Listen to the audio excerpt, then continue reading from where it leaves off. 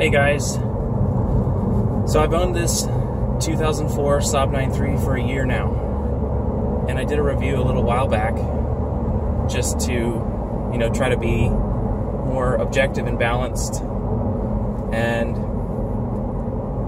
go buy one. In short, go buy a 9.3, try to get one with lower mileage, but you cannot beat the value in a 9.3. I'd recommend the 2-liter turbo.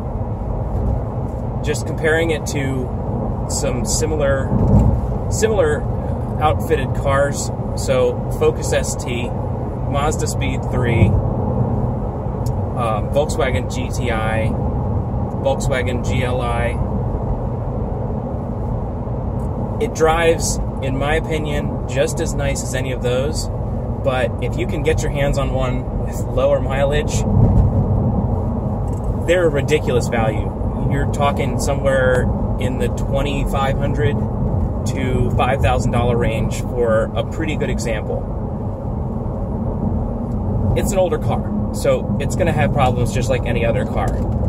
But in my opinion, it has no more problems than any other car I've owned. And I've primarily owned Fords. So if you're looking at cars that are, domestic, don't be afraid.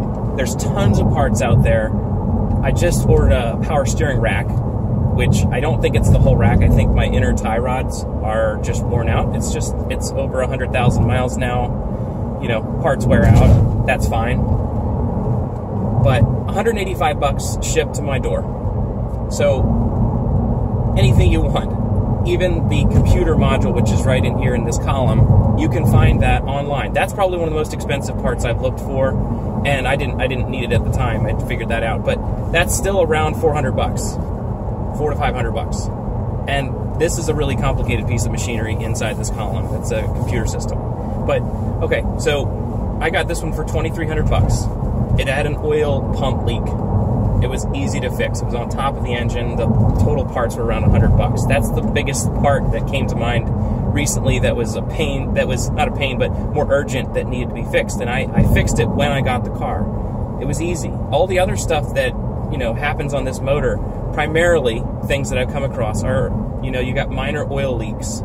You can fix them again. None of those are hard. I did a video on that to show common oil leaks on this motor. None of them are difficult to deal with or expensive. The transmission is a Japanese-made transmission. It's got, I'm assuming this car was probably run pretty hard, just based on where it was owned and operated, primarily being in the Northern Virginia area. There's tons of stop-and-go traffic, and it's still fine. I changed out the fluid on that. It shifts fine.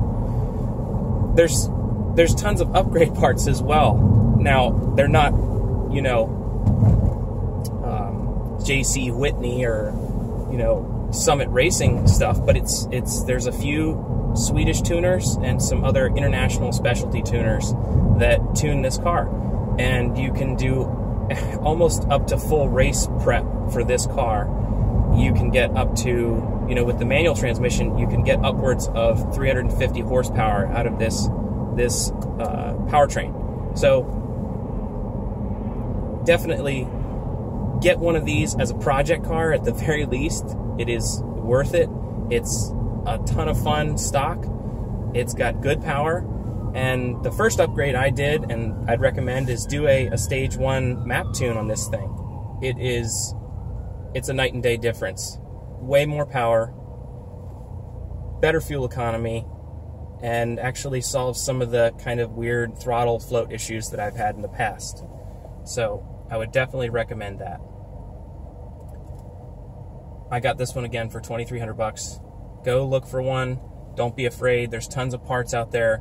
The community of Saab people are really, really helpful in general. So you might not have a dealer network available, but there's not only the community that are willing to reach out and help, but there's also a ton of Swedish and European car specialists that have all the tools you need. So just for example, there's a shop in Herndon that deals with Saabs especially, among other manufacturers, and their going rate's around 100 bucks an hour. So that's no different than anybody else. And again, part availability is is fine.